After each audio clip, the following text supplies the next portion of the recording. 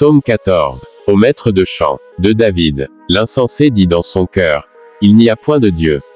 Ils sont corrompus, ils commettent des actions abominables. Il n'en est aucun qui fasse le bien. Yahvé, du haut des cieux regarde les fils de l'homme, pour voir s'il est quelqu'un de sage, quelqu'un qui cherche Dieu. Tous sont égarés, tous ensemble sont pervertis. Il n'en est pas un qui fasse le bien, pas un seul. N'ont-ils pas de connaissance, tous ceux qui commettent l'iniquité?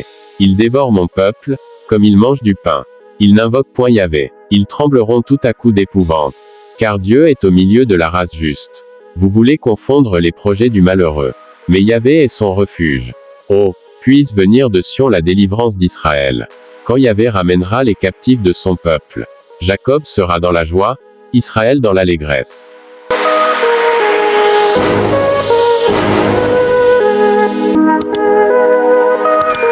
N'oubliez pas de vous abonner à la chaîne YouTube Instinct Divin, aimer la vidéo et la partager avec vos proches. Le psaume 14 dépeint la condition morale de l'humanité et la nécessité de chercher Dieu. Voici une interprétation de ce psaume. 1. La folie de l'athéisme. Le psalmiste débute en affirmant que l'athéisme est une folie.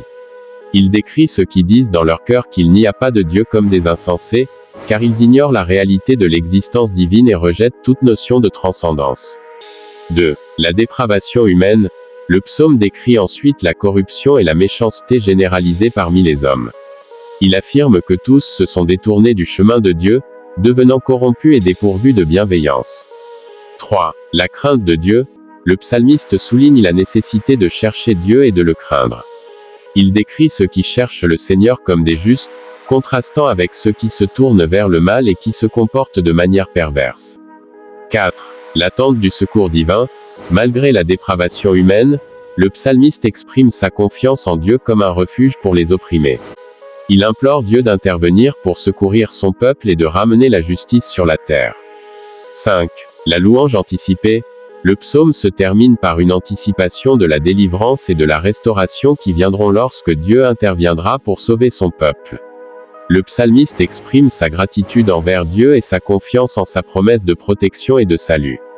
En résumé, le psaume 14 met en évidence la réalité de la dépravation humaine et la nécessité de chercher Dieu comme seul refuge et secours. Il invite à craindre Dieu et à espérer en sa délivrance, malgré les circonstances corrompues du monde.